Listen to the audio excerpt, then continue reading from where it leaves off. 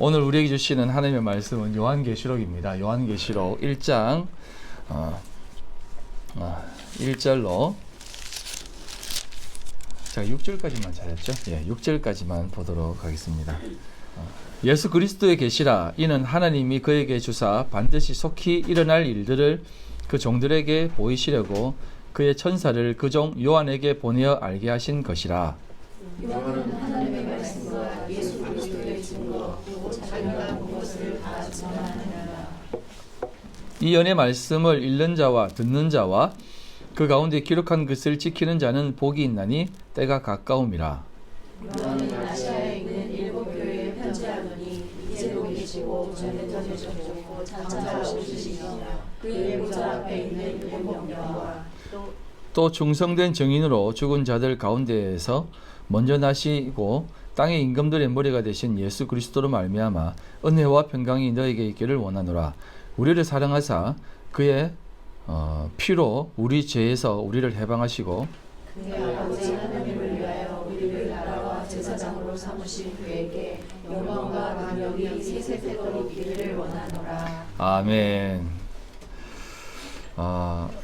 계시록을 보는 큰 틀에 대해서 2주 동안 이렇게 강의를 했습니다. 여러분, 첫 번째는 계시에 대한 이야기를 했습니다.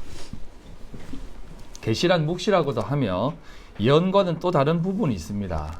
엔터를 한번 쳐주시면 계시란 묵시 문학이라고 말하는 그 다니엘이라든지 에스겔, 스가랴를 서를 기록한 그러한 어떤 그 기록의 형태입니다. 그래서 그 내용은 종말을 나타내는 그림을 보여주는 것이 계시예요. 그래서 계시와 예언은 조금 차이가 있습니다. 계시는 종말에 대한 내용을 이렇게 확 다 드러내어서 밝혀 보여주는 것입니다. 그런데 예언은 그런 것이 아니라 그렇게 종말을 향해 걸어가는 그 일들 가운데에서 하나님이 믿음의 백성들에게 어떻게 일하시는가에 대한 부분들을 미리 말씀해 주는 것이에요. 그래서 예언과 계시는 조금 다른 면이 있습니다. 그래서 예언은 이렇게 앞으로 되어질 일에 대한 내용이라기보다는 하나님의 말씀을 대언하는 개념이 좀 커요. 선지자들이 이 예언을 할 때는 하나님이 말씀하신 그대로를 말하거든요. 그러니까 이 계시라는 것은 요한이 뒤에 한 번 더 보겠지만 그 본 것을 기록한 것입니다. 그리고 어떤 큰 그림들을 보고 기록한 것이에요. 그러나 예언은 하나님이 나 여호와가 말하노라 라고 하면서 이렇게 했다 라고 하는 것으로 예언을 합니다. 그러니까 하나님이 너희들에게 이렇게 할 것이다, 이렇게 역사할 것이다, 이렇게 이끌 것이다 라고 하는 그런 것들이 예언이에요. 네, 그래서 예언과 계시는 조금 차이가 있지만 그러나 다 하나로 연결됩니다. 모든 것이 다 예수 그리스도로 귀결되어지는 것이에요. 네, 그렇게 좀 보시면서 계시를 보시면 되고, 그리고 특별히 계시라는 것은 제가 말씀을 드렸듯이 완성이라는 것입니다. 완성. 네, 크게 완성된 부분이라고 말씀을 드렸습니다. 하나님께서 시작하셨기 때문에 보여주신 것은 이미 그것은 내가 이렇게 이루겠다, 완성하겠다라고 하는 뜻이 담겨져 있기 때문에 계시란 큰 그림 가운데에서 완성된 완성의 그림이다라고 말씀을 드렸습니다. 그리고 지난 시간에는 제가 천년왕국에 대해서 말씀드렸습니다. 잠깐 복습을 하면 천년왕국은 후천년설, 전천년설, 무천년설이 있습니다. 예, 후천년설은 어떤 예수님이 언제 재림한다고요? 헷갈리지 마시고. 예. 후천년설은 말 그대로 돼요. 천년 후에 예수님이 재림하는 거예요. 예.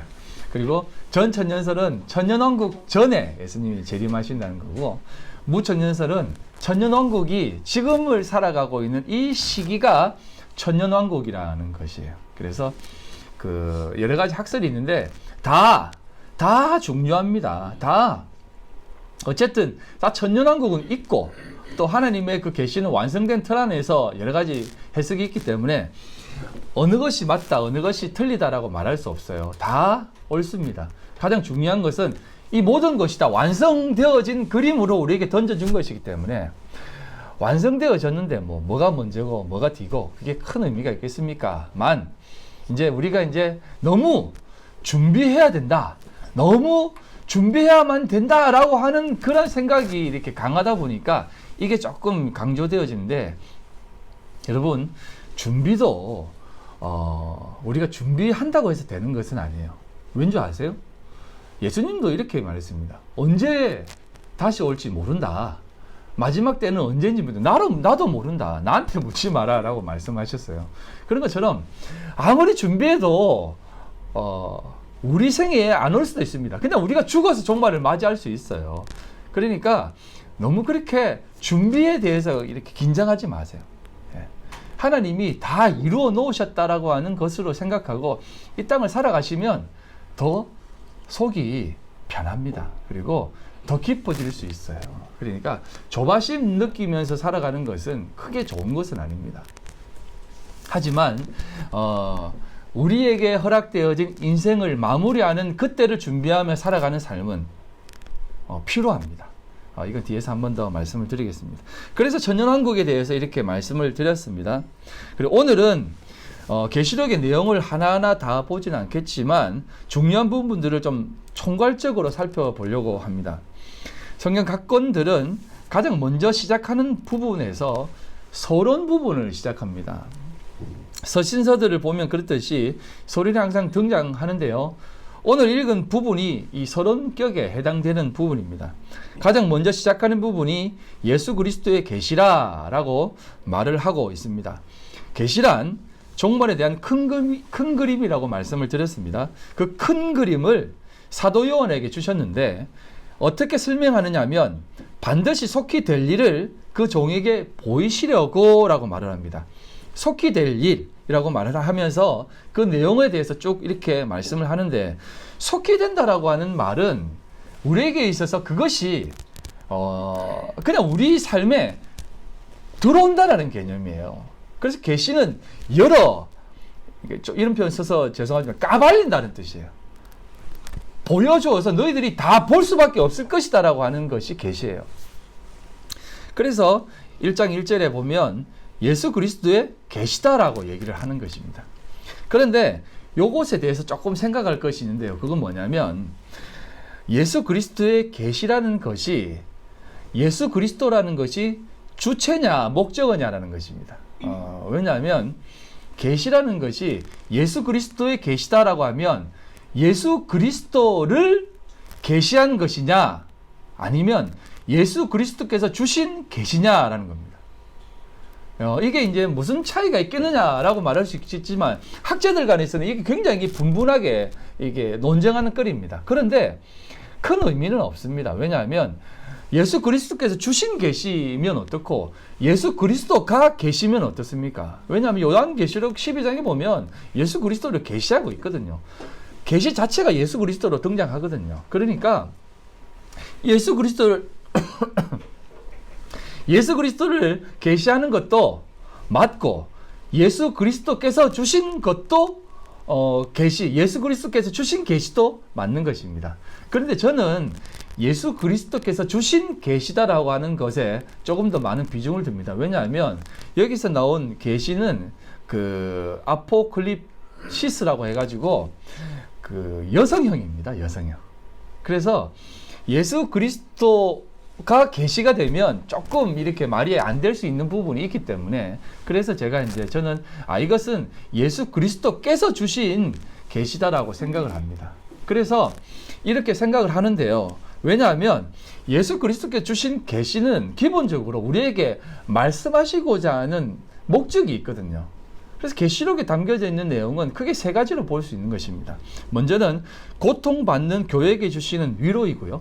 두 번째는 보좌에 앉으신 어린 양의 영광과 통치이고요. 세 번째는 다시 오심에 대한 확고한 제시입니다. 이것을 딱 던지면서 우리에게 계시라는 것입니다. 내가 주는 계시는 이런 것이다 라고 우리에게 말씀하는 것입니다. 그래서 예수 그리스도께서 주신 계시라고 보는 것이 조금 더 타당할 수 있습니다. 그런데 만약 예수 그리스도가 계시가 되어져 버리면 또 어떤 문제가 되어지냐면 우리가 늘 신앙생활을 하다 보면 나는 그리스도인이다. 나는 예수 그리스도를 본받는 자다라고 해서 예수 그리스도를 본받으려고 그래요. 그래서 예수 그리스도의 삶을 자기의 삶에 담으려고 하는, 자기의 삶의 형태로 만들려고 하는 사람들이 등장을 합니다. 어떻게 하냐면, 예수님이 빈들에서 시험을 받았으니까 자신도 괜히 빈들에 나가려고 합니다. 그리고 괜히 또 산에 올라가서 또 이렇게 고난을 받으려고 그러고 그래요. 그리고 또 예수님께서 금식하셨으니까 나도 금식한다. 또 예수님께서 이렇게 사셨으니까 나도 이렇게 산다. 심지어는 예수님이 무리를 걸었으니까 나도 한번 믿음으로 무리를 한번 걸어보겠다라고 하는 사람들도 있어요, 진짜. 예. 그리고 심지어는 정말 극단적인 사람들은 예수님이 십자가에 못 박히셨으니까 그 고난에 동참한다라고 해가지고 자기 스스로를 그러한 고난에 이렇게 하는 사람들도 있습니다. 여러분, 필리핀 같은 데는 매년 그런 사람이 한 명씩 나옵니다. 그 천주교가 강세인 나라이기 때문에 그래요. 그렇기 때문에 예수님을 본받는다, 예수 그리스도가 우리의 어떤 그러한 삶의 본이다라고 생각하면 그렇게 행동할 수 있는 것이에요. 이것은 사실은 잘못된 것입니다. 왜냐하면 예수님은 그렇게 오셔서 자신의 모습을 죽여버리거든요. 십자가에 못 박히셔서 자신의 모습도 없이 해버립니다. 육신으로 와서 살아가는 것은 다 없어져야만 되는 것이라는 것을 우리에게 보여주셨어요. 예. 그렇기 때문에 그러한 모든 것들도 사실은 하느님 앞에서 의미가 없는 것입니다. 그런 것이 의미가 있는 것이 아니라 내가 주는 계시는 하나님이 너희들의 인생을 가장 영광스럽게, 즉 고통받는 그런 삶 가운데에서 참된 위로를 주는 것이고, 그리고 그 영광 가운데 너희들을 앉히실 것이고, 그리고 너희들도 그런 곳에 동참시키겠다라고 하는 것이 예수 그리스도의 삶이 담고 있는 것이거든요. 그 삶을 보고 믿으면 돼요. 그런데 우리가 그 삶을 믿으면 되는데 자꾸 그 믿음을 증명하려고 그렇게 하다 보니까 좀 이상하게 흐를 수 있다는 것입니다. 그렇게 되어지기 때문에 우리가 이 계시를 바라볼 때도 예수 그리스도께서 주신 계시다라고 생각을 하고 그 계시의 내용을 더 깊이 있게 본질로 담고 보시면 사실은 이 내용이 더 귀하게 다가온다는 것입니다. 그리고 여기에서 우리에게 다가오는 것이 뭐냐면, 어떤 것이 등장하냐면 깨어 있어라는 것입니다. 깨어 있어라. 여러분, 계시라는 것은 깨어 있어야만 볼 수 있는 것입니다. 제가 말씀을 드리지 않습니까? 종말에 대한 큰 그림을 사도 요한에게 보여주는데 사도 요한이 그것을 깨어서 바라본 것입니다. 깨어 있는다는 것은 성령 충만함과 연결되는 것이에요. 여러분, 우리가 성령 충만하다라고 하는 것은 단순히 내가 어떤 말씀을 굉장히 많이 읽고 방언을 많이 하고 이런 개념이 아닙니다. 성령 충만하다고 하는 것은 하나님의 그 계시의 명확한 계시를, 그 큰 그림을 활짝 열어서 바라보는 것입니다.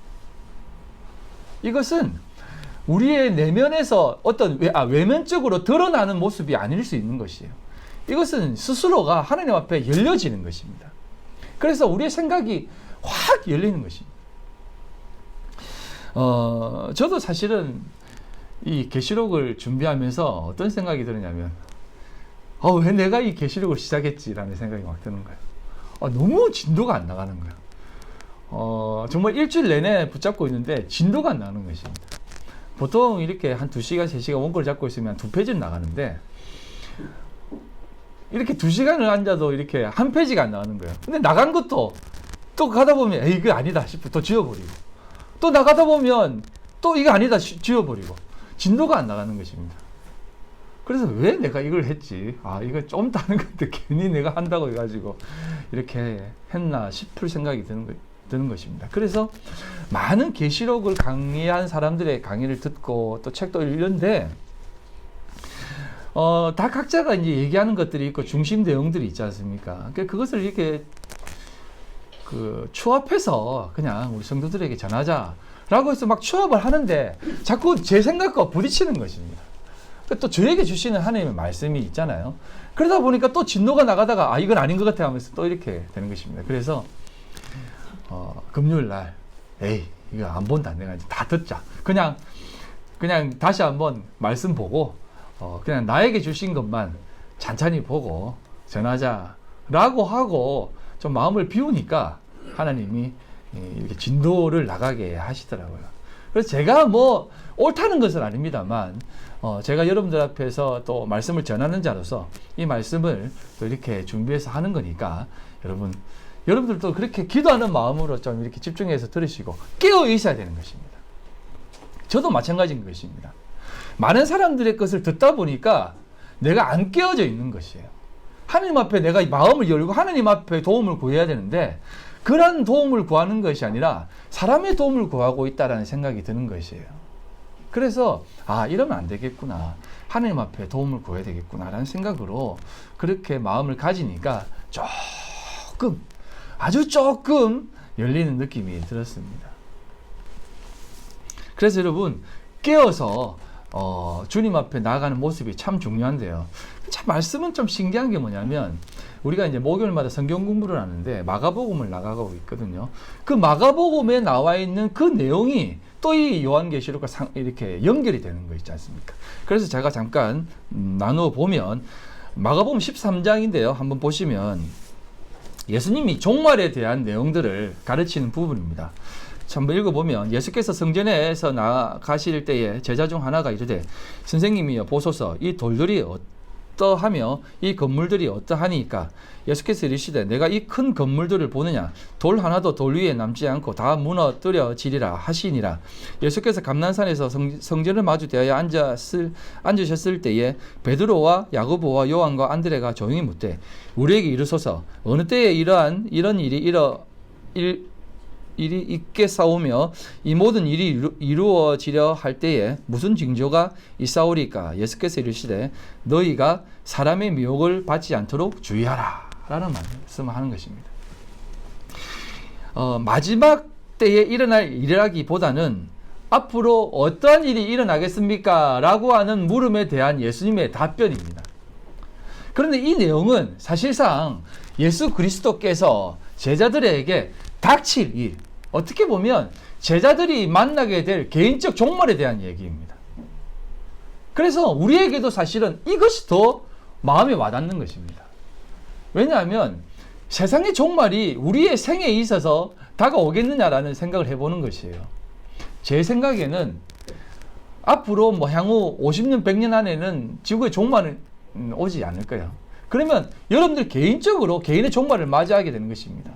그래서 이 부분을 더 깊이 있게 봐야 되는 것이에요. 그러면서 예수님이 이 얘기를 하시면서 어떤 얘기를 하냐면 제자들이 묻습니다. 주님, 성전을 한번 보십시오. 이 성전 얼마나 멋있습니까? 이 성전 주님이 주인이 되셔서 자리에 앉으셔야 되죠. 라고 말하니까 예수님이 말하는 겁니다. 저 성전도 다 무너질 것이야. 없어질 것인데 다 무너지고 마지막 때가 오는데 뭘 저런 데 앉으려고 그러느냐라는 겁니다. 그러니까 제자들이 그것에 대한 고민과 이 예수님의 가르침이 뭐지 하면서 종용이 묻는 것입니다. 그러니까 예수님이 첫 번째 하시는 대답이 뭐냐면 사람의 미혹에 주의하라는 것입니다. 가장 먼저 하신 것이 사람의 미혹에 주의하라는 것이에요. 여러분 사람의 미혹에 주의하라는 말이 어떤 내용이겠습니까?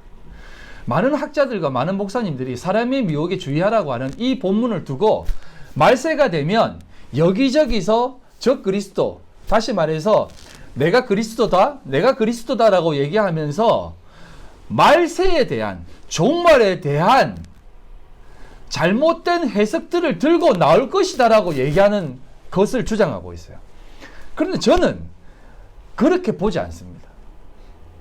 저는 어떻게 보냐면 종말에 대한 잘못된 해석들을 얘기하는 것이 아니라 여러분 종말은요 반드시 옵니다. 사람의 미혹이라고 하는 것은 뭐냐면 적 그리스도라고 하는 것은 뭐냐면 안티크리스토스거든요. 적 그리스도는 여러분 늑대가 어떻게 옵니까? 어떻게 와요? 양의 탈을 쓰고 옵니다. 이건 뭐냐면 내가 늑대다라고 오는 것이 아니에요. 나는 양이야 라고 옵니다. 그 늑대가 양의 탈을 쓰고 오기 때문에 늑대인지 양인지 모른다는 것입니다.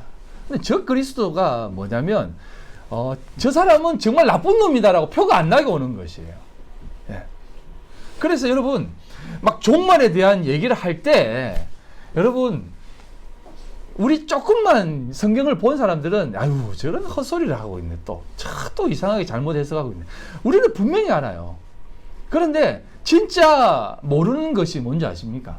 예? 진짜 모르는 것이 뭐냐면 종말은 안 올 것이다라는 거예요. 그리고 이 세상은 더 아름다워질 것입니다.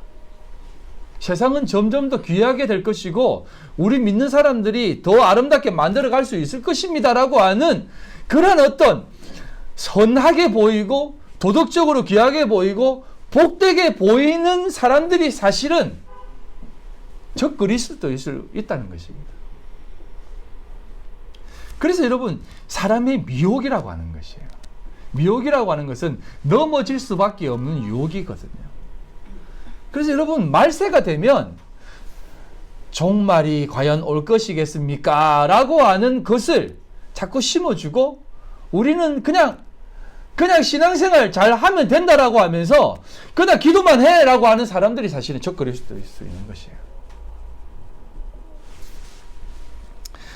이 부분에 대해서는 제가 다음에 또 한번 말할 기회가 있으면 말씀을 드리겠는데 아무튼 여러분 적 그리스도는 우리가 사실상 분별할 수 없는 모습으로 온다는 것을 꼭 기억하십시오. 애매하게 옵니다. 애매하게 와서 우리를 확 미혹시킵니다. 그러니까 여러분 깨어 있어야만 돼요. 깨어 있어야만 이것을 분별할 수 있는 것입니다.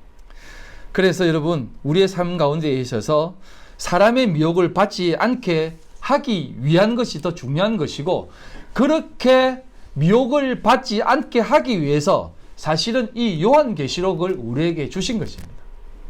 여러분 요한계시록은 제일 성경책 중에 제일 마지막에 기록되어진 것입니다. 사도 요한이 예수님이 오신 지 90년대에 기록한 것입니다. 92여 년에 지은 것입니다. 밤모섬에 있을 때 지은 것입니다. 그때 사실은 초대교회가 굉장히 왕성하게 되는 가운데 있었거든요. 그래서 로마 정부가 초대교회를 완전히 짓밟고 있는 시기였습니다. 그래서 많은 사람들이 이런 부분에 대해서 고민을 하고 미혹을 받고 정말 네로가 적 그리스도 아니냐, 정말 저것이 진짜 적 그리스도라고 얘기하면서 굉장히 적 그리스도에 대한 여러 가지 해석들이 있었습니다. 사실은 제가 이 부분에 대해서도 할 얘기가 많은데 그냥 얘기를 하지 않습니다. 왜냐하면 이 부분도 옳다 안 옳다라는 분분한 것이 있기 때문에 666이라고 하는 것이 게마트리아라고 하는 그 숫자로 이렇게 계산을 하면 666이 나오거든요. 네로라는 말을 헬라어로 고쳐서 이렇게 히브리어로 또 표기를 하면 숫자로 따지면은 666이 나와요. 그런데 이게 이제 좀 억지로 맞추려고 단어 하나를 더 넣어서 만들었을 때 666이 나오는 것입니다. 그래서 이것이 진짜 네로가 666이냐, 짐승의 수냐, 즉 그리스도냐라고 말하고 하는 또 반대파들이 있습니다. 그래서 이것은 옳고 그렇고라는 개념이 아니에요. 사실은 짐승의 수라고 하는 것은 666이라고 하는 것은 제가 뒤에 다음에 그 부분이 나오면 설명을 드릴 텐데 이 짐승의 수는 하나 모자라는 수예요. 사람의 수라는 것입니다. 7이 완전수거든요. 성경에 요한계시록에 숫자만 잘 보아도 이 요한계시록을 전부 다 올바로 볼 수 있습니다. 숫자는 다 상징성이 있기 때문에 그렇습니다. 7이라고 하는 것은 완전수고 하나님의 숫자거든요. 오늘 읽은 내용 중에 이제 7영이라는 것도 그런 내용입니다. 완전한 영이라는 개념이에요. 그래서 7교회도 교회 전체를 얘기하는 것이고 7도 완전수인데 인간의 수라는 것이 뭐냐면 인간이 노력해서 다다를 수 있는 수가 바로 6이라는 것이에요. 6이라고 꽉 채워서 5도 아니고 4도 아니에요. 6까지 꽉 채워서 그 6을 3개를 딱딱 때리는 거예요. 3이라고 하는 것은 딱 그 완전한 그 최고 안전한 거거든요. 삼각형은 제일 안전한 구조입니다. 절대 넘어지지 않는 구조가 삼각형이에요. 그러니까 삼위일체도 그렇게 등장하는 것입니다. 그래서 6도 그냥 하나의 6이 아니라 3개를 딱딱 때려서 666이라고 해서 이건 완전한 인간이 하나님께로 나가려고 최선을 다한 그 교만이 담겨져 있는 숫자가 바로 사람의 수예요. 그러니까 사람은 그렇게 교만한 존재라는 것입니다. 하나님 앞에 지가 하나님이 되려고 노력해서 올라간 게 666이라는 것이에요. 인간이 늘 하는 짓거리가 뭡니까? 하나님처럼 하려고 하는 것이. 하나님처럼 세상을 돌리려고 하고, 하나님처럼 세상을 판단하려고 하고, 하나님처럼 생명조차도 만들어내려고 하는 것이에요. 옆으로 조금만 세면 왜 로봇이 지금 뜨는지 아세요? 로봇을 개발하려고 하는지 아세요? 유전자 조작으로 인간을 못 만들어내기 때문에 그래요. 사람을 한번 만들어내 보려고 하고 복제를 한번 해보려고 했어요. 근데 그게 안 되거든요. 그러니까 뭐를 만듭니까 이제 로봇을 만드는 거예요. 인공지능을 해가지고 이제 그 안에 이제 집어넣을 거예요. 요즘 영화 한번 보세요. 이제 유전자 복제해서 이제 로봇으로 넘어갔습니다. 로봇이 거의 인간처럼 하고 인간을 만들어내기도 하고 인간을 키우기도 합니다. 그런 영화들이 이제 비일비재하게 나올 거예요. 사람들은 그런 존재들입니다. 늘 창조주를 닮아가려고 하고 창조주 흉내를 내려고 하는 게 인간이에요. 옆으로 생각해 다시 돌아와서, 그래서 여러분 우리가 이 계시록을 바라볼 때는 하나님이 우리를 온전히 세우려고 하고 깨어서 하나님의 완성된 그 완성을 바라보게 하기 위해서 이 계시록을 준 것이고, 특별히 초대교회 교인들, 고난받고 핍박받는 그들, 너무나 혼란스러웠던 그들, 주님이 언제 오십니까? 그때는 주님이 올라가신 장면을 보신 분도 있거든요. 성천하는 장면을 보신 분도 있거든요. 성천하신 예수님이 내가 다시 오마라고 약속한 얘기를 들었던 성도들도 있었거든요. 그들에게 있어서 그 고난과 내가 받는 고난은 괜찮지만 내 자식까지 그 고난에 동참해야 된다라고 하는 그 고민 속에서 얼마나 많은 기다림과 간절함이 있었겠습니까? 그 기다림과 간절함 속에 있는 성도들에게 사도 요한이 이 계시록을 받아 성도들에게 전하는 것입니다. 이것을 봐라. 어떻게 되는지 알겠느냐? 그들의 말로는 이렇고 너희들의 끝도 이렇다라는 것을 완성의 모습으로 보여주면서 힘을 내어라 라고 하는 것이 바로 계시록인 것입니다. 그래서 예수 그리스도께서 사도 요한에게 그 계시를 주신 것입니다. 조금 더 보면 이 계시에 대한 내용이 사도 바울은 어떻게 받았는지에 대해서도 좀 볼 필요성이 있는데요. 먼저 사도 바울이 받은 계시를 보도록 하겠습니다. 에베소서 3장입니다. 좀 긴데요. 눈으로 쭉 보시면 곧 계시로 내게 비밀을 알게 하신 것은 내가 먼저 간단히 기록함과 같으니 그것을 읽으면 내가 그리스도의 비밀을 깨달은 것을 너희가 알 수 있으리라. 이제 그의 거룩한 사도들과 선지자들에게 성령으로 나타내신 것 같이 다른 세대에서는 사람의 아들들에게 알리지 아니하셨으니 이는 이방인들이 복음으로 말미암아 그리스도 예수 안에서 함께 상속자가 되고 함께 지체가 되고 함께 약속에 참여하는 자가 됨이라. 이 복음을 위하여 그의 능력이 역사하시는 대로 내게 주신 하나님의 은혜의 선물을 따라 내가 일꾼이 되었다라고 얘기합니다. 자, 이게 보면 이방인들이 복음으로 말미암아 그리스도 예수 안에서 함께 뭐라고요? 상속자가 되고, 그리고 함께 뭐가 되었다고요? 지체가 되고, 그리고 함께 뭐라고요? 약속에 참여한 자가 됐다는 것입니다. 사도 바울이 전하는 받은 그 계시의 내용도 마찬가지라는 것이에요. 성도들에게 이것을 얘기하는 것입니다. 이방인들이라고 얘기하니까 여러분, 우리는 육체로는 할례받은 자이지만 예수 그리스도 안에서는 이방인이었습니다. 다 이방인이에요. 주님이 우리를 하나님의 자녀로 불러주셨기 때문에 이렇게 되는 것입니다. 그래서 이렇게 얘기하는 것이에요. 그리스도 예수 안에서 상속자로, 자녀로, 후속자로 삼아주신다는 것입니다. 이게 사도 바울이 받은 내용이라는 것입니다. 그리고 사도 바울이 그러한 모든 내용들을 얘기하면서 이렇게 얘기하는 것입니다. 10절부터 이는 이제 교회로 말미암아 하늘에 있는 통치자들과 권세들에게 하나님의 각종 지혜를 알게 하려 하심이니 라는 겁니다. 곧 영원부터 우리 주 예수 그리스도 안에서 예정하신 뜻대로 하신 것이라. 여기에서 중요한 단어가 등장을 하는데요. 교회가 등장을 합니다. 에클레시아라고 하는데요. 이 단어는 에크와 칼레오의 합성어인데요. 몸으로부터 불러내어, 몸으로부터 나와 함께 한다라고 하는 존재들입니다. 교회란 그렇게 부름받아서 이렇게 세우시기 위해서 하나님이 만드신 단체라는 것입니다. 그래서 여러분, 한 가지 여러분들에게 말씀을 드리면, 주님이 부활 승천하시면서 이 땅 가운데 하나 남겨둔 것이 있습니다. 다른 것은 다 없앴습니다. 다 무너지고 다 없어지고 나의 육체까지도 없어져야 된다라고 하시면서 없어졌습니다. 그런데 하나 남겨뒀습니다. 그게 하나가 뭔 것입니까? 예배? 말씀? 뭐겠어요? 교회. 교회를 남겨두셨다는 것입니다. 이 땅에 하나님의 교회를 남겨두시고 올라간 것입니다. 그리고 하나님께서 어떻게 얘기하시냐면 이 교회를 통해서 이 통치자들과 권세들에게 하나님의 각종 지혜를 알게 하시려고 이 땅에 교회를 남겨두셨다는 것입니다. 그래서 여러분, 교회가 그렇게 중요한 것이에요. 그렇게 중요한 교회를 이 땅에 남겨두셔서 하나님이 이 모든 것들을 우리를 통해서 보여주시게 하시기 위해서 남겨두셨다라고 얘기하는데, 이 땅의 교회들이 그 사명을 잃고 자신의 입속들만 챙기려고 하는 모습들이 너무나 많아.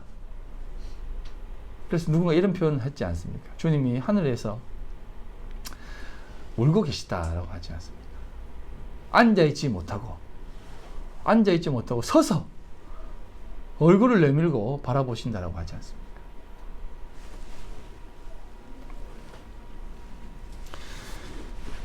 교회로 말미암아 이 세상의 모든 지혜를 드러내신다라는 것입니다. 이 지혜가 무엇입니까? 어떤 지혜입니까? 이 지혜는 가장 고급하고 귀한 지혜입니다. 로마서 11장입니다. 깊도다 하나님의 지혜와 지식의 풍성하며 그의 판단은 헤아리지 못할 것이며 그의 길은 찾지 못할 것이로다. 이 깊고 깊은 지혜를 우리 교회에게 보여주셔서 우리에게 그것을 이 세상 권세에 드러내게 하신다는 것입니다. 그래서 여러분, 교회가 세상 가운데서 이 역할을 감당하며 살아가야 된다는 거죠.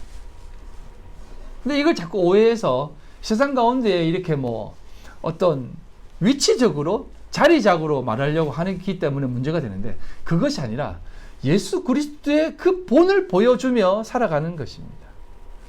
예수 그리스도께서 우리에게 보여주신 그 삶이 무엇입니까? 계시록의 삶 아니겠습니까? 그래서 이러한 모든 것들, 이 교회의 중요성에 대해서도 한 번 더 계시를 통해서 말씀해 주시는 것입니다. 그래서 이 부분에 대해서 베드로도 이렇게 얘기하고 있습니다. 베드로전서, 이 구원에 대하여는 너에게 임할 은혜를 예언하던 선지자들이 연구하고 부지런히 살펴서 자기 속에 계신 그리스도의 영이 그 받으실 고난과 후에 받으실 영광을 미리 정하여 누구를 또한 어떠한 때를 지시하시는지 상고하니라. 이 섬긴 바가 자기를 위한 것이 아니요 너희를 위한 것임이 계시로 알게 되었으니 이것은 하늘로부터 보내신 성령을 힘입어 복음을 전하는 자들로 이제 너에게 알리는 것이요 천사들도 함께 보기를 원하는 것이다라고 얘기합니다. 이게 무슨 말이냐면, 성령을 힘입어 복음을 전하는 자들이 누구입니까? 선지자들이요 사도들이었습니다. 그리고 천사들도 살펴보기를 원했던 것입니다. 그들이 전하고 천사들도 보기를 원했던 그 계시, 그 복음, 그 구원의 소식이 너희들에게 주어졌다는 것입니다. 교회들에게 주어졌고 너희들에게 주어졌다는 것입니다. 이게 바로 그리스도, 예수 그리스도의 계시라는 것입니다. 여러분들이 가지고 있는 것이 이렇게 귀한 것이에요, 여러분. 아멘. 여러분 표정은 그렇게 그게 내 인생에 있어서 그렇게 중요하나? 나는 지금 당장 오다가 중요한데 바이어가 전화가 와야 되는데 우리 자식이 이번 기말고사 때 좋은 성적을 해야 되는데 예? 우리 남편은 지금 많아. 학생들은 토익 시험 잘 쳐야 되는데. 예? 이게 중요하지. 계시가 그렇게 우리에게 중요한지 여러분 잘 못 느끼지 않습니까? 근데 여러분 이 은혜를 잘 생각하고 깨어서 기도하며 살아가십시오. 여러분들은요 이미 모든 것을 다 얻어서 가지고 살아가는 사람들이에요. 예? 그러면요 세상이 우리를 어떤 모습으로 공격을 해도 우리는 끄떡 없습니다. 그래서 여러분 조금 긴장하면서 사셔야 돼요. 그래서 베드로 전서 1장 13절 그 연속해서 얘기하는 것이 이렇게 얘기하는 겁니다. 그러므로 너희 마음의 허리를 동이고 근신하여 예수 그리스도께서 나타나실 때에 너희에게 가져다 주실 은혜를 온전히 바랄지어다 라고 얘기하는 겁니다. 그 예수 그리스도께서 다시 오실 그때에 내가 주님을 만나는 그때에 그때를 준비하며 온전히 깨어서 바라보라는 것입니다. 어떻게요? 마음의 허리를 동이고 근신하여 나가는 것입니다. 여러분 이 마음의 허리를 동인다는 것이 바로 출애굽기에서 나오는 얘기를 빗대어서 얘기하는 것입니다. 출애굽 12장 11절에 어떤 내용이냐면 6월절 어린 양의 사건에 나와 있는 그 하나님의 요구입니다. 출애굽하기 전에 애굽이 10가지 재앙을 받습니다. 그 마지막 재앙이 장자재앙인데요. 모든 첫 새끼들은 다 죽습니다. 이건 뭐냐면 첫 새끼들 죽인다는 것은 다 죽일 것이다라는 의미를 담고 있어요. 하지만 내가 안 죽이는 일이 있는데 그게 뭐냐면 문설주, 임방과 좌우에 다 어린 양의 피를 발라라. 그러면 내가 6월 패스오버 6월 하겠다라고 얘기하는 것입니다. 그런데 피를 바르고 뭐라고 얘기하냐면 피를 바르는 것을 끝나는 것이 아니라 이 고기를 먹어라.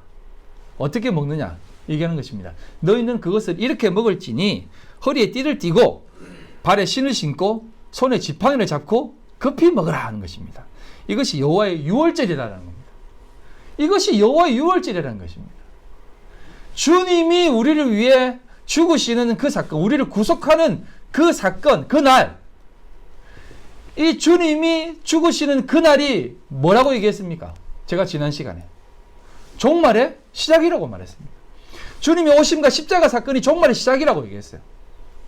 이게 6월절의 시작인 것입니다. 우리 복음의 시작, 믿음의 시작, 믿음의 삶의 시작이라는 것이에요. 그런데 이 종말을 어떻게 준비하며 나가라고요? 허리에 띠를 띠고, 띠를 띈다는 것은 경상도 말로 짜매고, 이빠이 딱 짜매고, 허리를 딱 짜매고. 제가 이제 어저께 유미자매 이제 발표회 때 잠깐 갔는데, 여러분 발표회 할 때 여러분 옷을 허리를 딱 짜매는, 그러니까 이 묶고 딱 합니다. 왠지 아세요? 배 힘을 딱 주려고 그러는 거예요. 옷도 안 빠지게 하려고.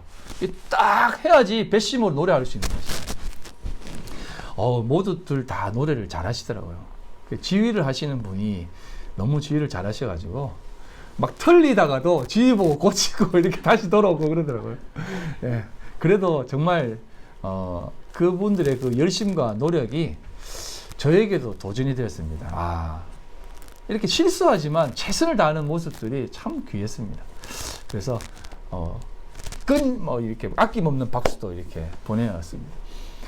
잠깐 옆으로 섰는데 준비하는 마음이라는 것이 허리를 딱 묶고 신발을 딱 신고 이게 뭐냐면 우리에게 온전히 바라보는 그러한 모습이라는 것입니다.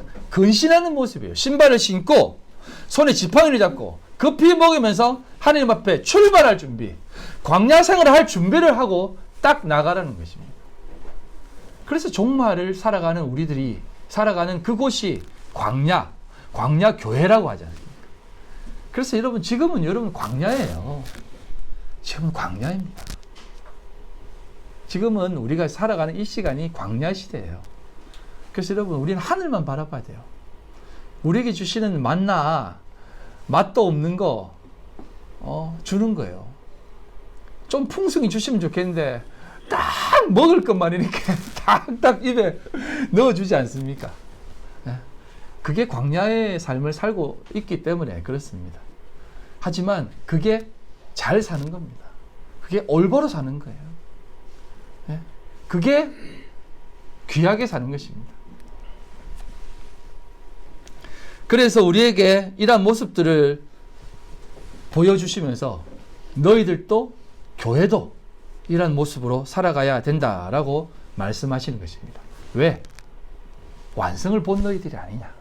그러니까 준비해서 승리할 싸움을 나가 싸우라는 것입니다.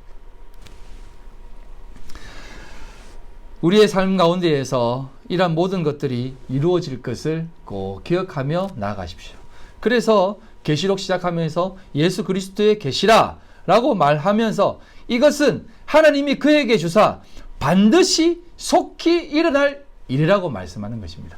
반드시 속히라고 하는 말은 뭐냐면 데이라고 말씀을 드렸습니다. 이 데이라고 하는 헬라어는 하나님께서 이것을 의지를 가지고 그 일을 행하겠다라는 것입니다. 내가 행하겠다는 것입니다. 그것도 속히 곧 짧은 시간 안에 이것을 행하겠다는 것입니다. 왜 이렇게 하셨을까요? 왜 이렇게 했을까요?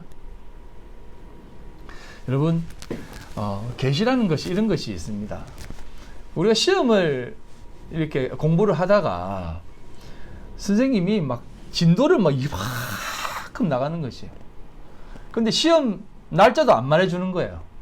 근데 어느 날 딱 오셔가지고 일주일 후에 시험이다 라고 한다는 얘기를 들었다고 한번 생각해 보시죠. 여러분 마음속에 어떤 생각이 듭니까? 멘붕이 옵니다. 멘붕이 와요. 와, 어떻게 이 시험을 감당할 수가 있지? 이 시험을 어떻게 칠 수가 있지? 이번 시험은 망쳤다. 끝났다. 라고 할 때 선생님이 딱 계시를 줍니다. 하지만 너희들에게 시험 나올 범위에 대해서 말해줄게. 1페이지에서 3페이지 나오고 50페이지에서 51페이지 나오고 딱딱딱 집어줘서 이렇게 선생님이 말씀해줬다고 생각하세요. 그게 여러분들의 삶에 어떤 생각이 듭니까? 복음으로 다가오지 않습니까? 역시 나에게 이런 시험이 있지만 이 시험은 요런 것이구나, 요거구나, 요거만 준비하면 되는구나 라고 하는 것을 딱딱딱 해서 우리에게 말씀해 주시는 것입니다. 그래서 반드시 속히 온다라고 말씀하시는 것입니다. 너희들에게 지금 닥치는 이 환란의 끝이 없는 것처럼 보이지, 안 보이지, 언제까지 그 광야로 살아가야 될지 힘들지. 아니야, 이 일은 속히 일어난다. 그러니까 잘 보고 배워라 라고 하시면서 이 계시를 탁 던져주시는 것이에요. 그래서 이 요한 계시록은 우리에게 힘이 되고 은혜가 되고 감사가 되고 복음으로 다가오는 것입니다. 두려움으로 다가오는 것이 아니다라는 것이에요. 사랑하는 성도 여러분, 이 계시록에 대한 말씀 여러분 마음속에 잘 담으십시오. 환상을 보여주신 것도 모든 것 여러분들을 위해서 우리에게 주신 내용입니다. 이걸 보면서 좀 어깨를 쫙 펴고 보십시오. 야, 세상이 이렇게 당하겠구나. 나는 안 당한다 라고 하는 마음으로 바라보시기 바랍니다. 그럴 때 우리는 예수 그리스도의 그 참된 모습을 발견할 수 있는 것입니다. 그래서 4절부터 이렇게 얘기하는 것이에요. 요한계시록 1장 4절부터 요한은 아시아에 있는 7 교회에 편지하노니 우리 교회들에게 얘기하는 것입니다. 너희들이 이 계시를 받은 자들이고 내가 너희들에게 이것을 남겨둘 것이니까 잘 들어라 하면서 이제도 계시고 전에도 계셨고 장차 오실 이시며 그의 보좌 앞에 있는 7 영과라고 얘기하는 것이에요. 교회에게만 이것을 던져주는 것입니다. 그래서 기독교는 사실상 좀 배타적인 것이 있어요. 우리 교회만 이것을 보기 때문에 그래요. 그래서 이 딱 던지면서 우리에게 얘기하는 것이 뭐냐면 여기에 보면 삼위일체 하나님이 담겨져 있습니다. 하나님의 모습을 담고 딱 선포하는 것입니다. 이건 확증하는 개념이에요. 확증하는 개념. 내 이름으로 내가 이것을 행하겠다는 것입니다. 아브라함에게 하신 언약 중에 횃불 언약이 있습니다. 재물을 둘로 쫙 쪼개고 그 옆으로 횃불을 확 지나갑니다. 그게 뭐냐면 확증한다는 거거든요. 이 언약이 이루어지지 않으면 내가 이 재물처럼 쪼개지겠다는 것입니다. 하나님이 그 위에 쪼개진 그 위에 불을 내리셔서 자, 보았지? 이 언약이 이루어지지 않으면 내가 쪼개질 것이다. 불을 내리면서 이건 내가 행하는 것이다 라고 보여주는 것이에요. 그러면서 이 요한계시록도 이것을 우리에게 보여주는 것이요. 뭐라고 나왔냐면 이전도 계시고 전에도 계셨고 누굽니까? 성부 하나님입니다. 장차 오실 이 누굽니까? 예수 그리스도라는 것입니다. 그리고 그 보좌 앞에 있는 7영 누굽니까? 성령 하나님이라는 것이죠. 성부 하나님, 성자 예수님, 성령 하나님이 딱 이것을 확증하면서 말하는 것이에요. 그리고 또 한 번 더 도장을 찍는 것입니다. 또 충성된 정인으로 죽은 자들 가운데에서 먼저 나시고 땅의 임금들의 머리가 되신 누구요? 예수 그리스도로 말미암아 은혜와 평강이 너희들에게 있을 것이다라고 얘기하는 것이에요. 여러분 몇 번을 두고 여러분들에게 확증하는 것입니다. 은혜와 평강이 여러분들에게 있는 것입니다. 두려워하지 마세요. 세상이 어떤 방향으로 흘러가든 여러분 흘러가시기 바랍니다. 아멘. 예. 그래서 이렇게 계속 얘기하는 것입니다. 우리를 사랑하사 그의 피로 우리의 죄에서 우리를 해방하시고 그의 아버지 하나님을 위하여 우리를 나라와 제사장으로 삼으신 그에게 영광과 능력이 세세토록 기를 원한다 라고 얘기하는 것입니다. 그래서 우리가 감히 우리를 통해서 하나님 앞에 영광이 돌려지게 되는 것입니다. 이러한 모든 모습들 속에서 우리에게 다시 한번 확증을 시키는 것이 뭐냐면 히브리서에 나와 있는 내용인데요. 이 말씀도 한번 보도록 하겠습니다. 히브리서 5장 6절로 10절. 또한 이와 같이 다른 데서 말씀하시되 내가 영원히 멜기세덱의 반차를 따르는 제사장이라 하셨으니 이는 육체에 계실 때에 자기를 죽음에서 능히 구원하실 이에게 심한 통곡과 눈물로 간구와 소원을 올렸고 그의 경건하심으로 말미암아 들으심을 얻었느니라. 그가 아들이시면서도 받으신 고난으로 순종함을 배워서 온전하게 되셨은즉 자기에게 순종하는 모든 자에게 영원한 구원의 근원이 되시고 하느님께 멜기세덱의 반차를 따른 대제사장이라 칭함을 받았다라고 하는 겁니다. 이게 뭐냐면 영원한 구원의 근원이 되시다라고 하는 말이 뭐냐면 이게 바로 확증했다라는 말입니다. 예수 그리스도께서 너희들에게 영원한 구원의 근원, 내가 너희들을 위해 죽어줄게, 너희들을 위해 이렇게 살아줄게, 내가 너희들에게 이렇게 보여줄게 라고 하시면서 이것을 우리에게 다시 한번 근원으로 확정시키는 것입니다. 예수 그리스도의 계시가 이것이라는 것입니다. 그것을 우리가 받은 것입니다. 다른 누구도 아닌 우리가 받은 것이라는 것이에요. 세상에 그 어떤 사람도 아닙니다. 우리가 하나님 앞에 이것을 받은 것입니다. 그럼 이게 얼마나 대단한 것인 줄 아십니까? 쉽게 생각해서 이런 것입니다. 조경규 집사님이 문재인 대통령의 부름을 받았습니다. 대통령을 만나는 것도 얼마나 영광입니까? 왠지 아세요? 대통령을 만나려면 사도의 8종까지 다 조사합니다. 뭐 어떤 그 불순한 세력이 있는지, 또 이 사람이 어떠한 모습을 가졌는지, 얼마나 깨끗하게 살았는지 쫙 보고, 아, 이 사람은 대통령을 만날 만한 사람이구나 라고 해서 부르는 것입니다. 불렀다는 것 자체가 조경규 집사님은 아주 클리어하게 삶을 사는 것이에요. 근데 우리 주님이 우리를 그렇게 불러주셨다는 것이에요.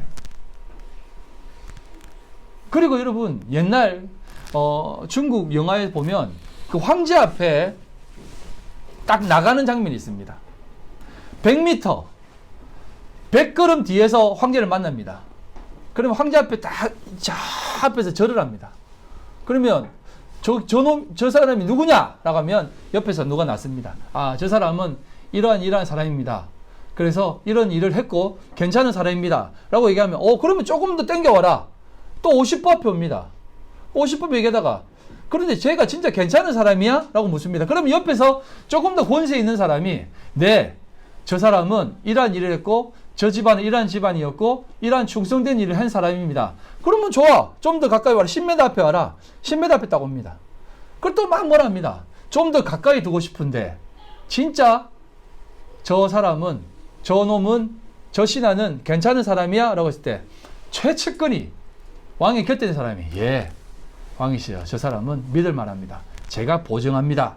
라고 했을 때 왕 앞에 와라 하면서 왕 앞에 딱 서서 얘기를 하는 것입니다. 우리 예수님이 지금 우리에게 계시를 주시고 있는 것입니다. 하나님이시며 우리의 모든 구원자 되시며 위로자 되시며 모든 것 대신 예수님이 지금 하나님 앞에 이 계시를 주시는 것입니다. 하나님, 아버지, 내 김상아 보장합니다. 우리 김상아 훌륭한 놈입니다. 불러주십시오. 하나님, 오늘 내가 보증합니다. 내가 진짜 핏값으로 샀습니다. 내 앞에 서게 해주세요. 우리 하십사님도 마찬가지고. 씨야, 지금은 아무것도 모르지만 하나님 앞에 정말 귀하게 자라갈 하나님의 딸인 줄 믿습니다. 그러니 내가 보증하니까 하나님의 딸로 받아주세요. 하나님은 그래, 네가 보증하니 내가 받을게 라는 것입니다. 이게 예수 그리스도의 계시라는 것입니다. 이걸 받은 우리라는 것입니다. 이걸 받은 우리의 삶이라는 것입니다. 그래서 여러분, 이 보증을 하시기 위해서, 여러분 이걸 좀 잘 들으시기 바랍니다. 이러한 보증을 하시기 위해서 예수님이 이 일을 행하셨습니다. 그 일이 뭐냐면 골로새서 1장입니다. 골로새서 1장 15, 18절 우리 다 같이 한번 읽어볼까요? 시작. 그는 보이지 아니하는 하나님의 형상이시요 모든 기준으로 완전하신 이시니 만물이 그에게서 창조되되 하늘과 땅에서 보이는 것들과 보이지 않는 것들과 또 왕권들이나 주권들이나 통치자들이나 권세들이나 만물이 다 그로 말미암고 그를 위하여 창조되었고 또한 그 만물보다 먼저 계시고 만물이 그 안에 함께 서느니라. 그는 몸인 교회의 머리시라. 그가 근본이시요 죽은 자들 가운데서 완전하신 이시니 이는 친히 만물의 으뜸이 되려 하시니요. 아멘. 친히 만물의 으뜸이 되고자 하신다는 것입니다. 여러분, 예수님은 만물의 으뜸이십니다. 만물의 으뜸이 될 필요도 없고 그렇게 계실 필요도 없고 세상에 인정을 받을 필요도 없고 세상의 통치를 받을 필요도 없는 분이십니다. 그럼에도 불구하고 예수님이 이 땅에 오셔서 만물의 으뜸이 되시고 이 모든 것을 행하신 이유는 바로 연결되는 말씀입니다. 아버지께서는 모든 충만으로 예수 안에 거하시고 그의 십자가의 피로 화평을 이루사 만물 곧 땅에 있는 것들이나 하늘에 있는 것들이 그로 말미암아 자기와 화목되게 되기를 기뻐하심이라는 것입니다. 하나님과 화목되게 하시기 위해서 예수님이 이 모든 일을 살아가시고 이 모든 일을 행하시고 그렇게 우리에게 그런 분으로 오셨다는 것입니다. 그래서 마귀 새끼는 이 예수 그리스도의 흉내를 그렇게 내려고 하는 것이에요. 예수 네가 그렇게 해서? 나도 그렇게 해서 사람들이 미혹시킬래? 라는 것이에요. 예수님이 우리를 진짜 그렇게 만들으셨는데 네가 했다면 나도 하지 하면서 마귀가 사람들을 그렇게 미혹해서 아니야 내가 진짜 잘할 수 있어. 너희들을 더 높여줄게. 너희들 더 어뜸이 되게 해줄게 라고 하면서 미혹하는 것입니다. 하지만 그것이 아니라 참 모든 것 되시는 예수 그리스도께서 이 모든 것들을 우리를 위해 살아가시면서 이렇게 다 완벽하게 완전하게 한번 보십시오. 모든 충만 모든 것 위에 모든 것 다 해주셔서 우리 앞에 딱 서서 같이 가자라는 것입니다. 내 손 잡고 가줄게 라고 하시는 것이에요. 아멘. 이게 우리에게 주신 계시라는 것입니다.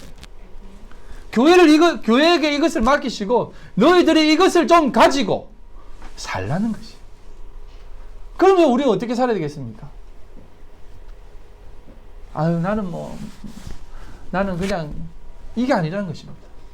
당당하게 멋지게 훌륭하게 귀하게 살아가게 된다는 것입니다. 사랑하는 성도 여러분, 오늘 예수 그리스도의 계시란 것에 대해서 여러분들에게 말씀을 드렸습니다. 우리 주님이 우리에게 보여주신 것은 이렇게 놀랍고 풍성한 것입니다. 이 완성을 우리에게 주시면서 너희들이 이 자리에 있는 자라고 말씀을 하시면서 먼저 시작을 하시는 겁니다.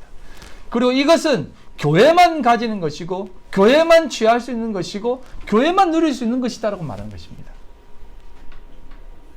너희들에게 이것을 전할 테니까, 이 비밀을 맡길 테니까 이 비밀을 가지고 당당하게 살아라 라고 말하는 것입니다. 그런데 이 계시 가운데에서는 또 많은 것들이 담겨져 있는 것이기 때문에 사실은 긴장되어질 수밖에 없습니다. 그 부분은 다음부터 계속 이렇게 말씀을 드릴 텐데요. 오늘은 이 놀라운 계시는 우리를 위해서 주신 놀라운 하나님의 축복이라는 것을 기억하시고 이것을 여러분 마음속에 확 담으십시오. 담아서 소유하십시오. 전년전설, 후천전설, 무천전설 이게 아닙니다. 이 개념이 아니에요. 이것은 그냥 하나의 시각입니다. 이렇게 생각하지 마시고 이 전 인생 가운데 역사하시는 하나님의 그 계시, 놀라운 완성하심을 여러분의 삶에 담고 이 세상을 확 바라보십시오. 그러면 여러분들의 인생은 하나님의 놀라운 은혜 가운데에 펼쳐지는 인생이 될 줄 믿습니다. 정말 언제냐? 앞으로 삶이 어떻게 이루어질 것이냐? 이것에 대해서 마음을 너무 쓰지 마십시오. 이것은 하나님이 다 완성된 틀 안에서 우리에게 펼쳐지는 것이라는 것을 꼭 기억하시고 오늘 귀하게 살아가십시오. 그 삶을 살아가는 것이 가장 복된 삶이고 그 삶을 살아갈 때 하나님은 여러분들을 통해서 여러분들이 속해 있는 믿음의 공동체인 교회를 통해서 하나님의 참된 비밀, 이 계시를 펼쳐 나가 보여주시게 될 것일 줄 믿습니다. 기억하시고 오늘도 그 자리에서 당당히 살아가시는 우리 복된 성도님들 다 되시기를 주님의 이름으로 간절히 축복합니다. 오늘 이 시간 기도하실 때 누군가가 이런 말을 했습니다. 내려갈 때 보았네. 올라갈 때 못 보았던 그 꽃을. 우리의 삶은 늘 올라갈 때가 있고 내려갈 때가 있고 순간순간 살아가는 그 순간의 시간 가운데에 또 그 긴 역사 속에 살아가고 있는 삶을 살고 있습니다. 그것이 때로는 힘들고 어렵고 역경이 있을 때가 있습니다. 그리고 또 답답함이 있을 때가 있고 또 기쁨의 순간 또한 있습니다. 하지만 여전히 계신 것은 예수 그리스도의 그 계시이며 말씀인 것을 여러분 잊지 말기를 바랍니다. 그 말씀이 여러분 앞에 늘 있습니다. 그리고 여러분 속에 담겨져 있습니다. 이 담겨진 그것을 바라보고 살아가십시오. 그리고 그것을 바라보며 살게 해달라고 우리 시간 기도하시고 또 그 일을 그 모습을 이 세상에 전하는 저와 우리 교회가 되게 해달라고 함께 기도하며 나가겠습니다. 함께 기도하겠습니다. 아버지 하나님 감사합니다. 오늘을 살아가는 우리 믿음의 권속들을 꼭 붙잡아 주심에 너무나 감사를 드립니다. 때로는 너무나 힘들고 또 복잡하고 어지러운 세상 가운데 살아가고 있습니다. 세상에 수많은 사람의 미혹들이 있습니다. 아버지 하나님 그것을 바라보지 않도록 도와주시옵소서. 오직 주께서 우리에게 허락하신 믿음의 계시를 바라보며 오늘도 우리에게 펼쳐 놓으시고 약속하시고 우리를 위해 모든 것 이루어 놓으신 예수 그리스도의 계시를 바라보며 나가는 저희들 다 되게 하여 주시옵소서. 아버지 하나님 우리의 성도들의 삶을 꼭 붙잡아 주시고 또 아버지 하나님 이 땅 가운데 살아갈 때에 우리 성도들의 삶이 하나님 앞에 영광이 되게 하여 주시옵소서. 하나님께서 역사하여 주시옵소서. 오늘도 주님 앞에 나올 때에 빈손 들고 나오지 않고 겸손히 힘을 다해 하나님 앞에 나아갑니다. 하나님 기뻐 받아 주시옵소서. 하나님은 늘 우리에게 마음을 주십니다. 하나님 앞에 이렇게 살아라 저렇게 살아라 또 이러한 삶으로 헌신해라 마음을 주시는 것을 압니다. 모든 것이 하나님의 은혜임을 압니다. 하나님 앞에 나아갈 때에 그 주신 마음 잘 담아 하나님 앞에 드리게 하여 주시옵소서. 그리고 이 드린 물질이 하나님 앞에 귀하게 사용되어지고 이 물질 하나님 앞에 사용되어질 때에 하나님의 나라 확장되게 하여 주시고 주의 복음 선포되어지게 하여 주시옵소서.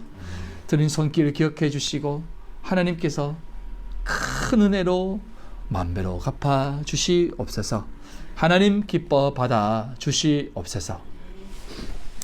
지금은 우리 주 예수 그리스도의 극신 은혜와 아버지 하나님의 극진하신 사랑하심과 성령님의 교통인도 역사 충만하심이 오늘도 주님 앞에 그 주님의 계시의 삶을 살기로 결심한 우리 모든 성도들 머리와 그들의 가정과 직장과 사업과 삶의 모든 터전 위에 지금부터 영원토록 함께 있을지어다.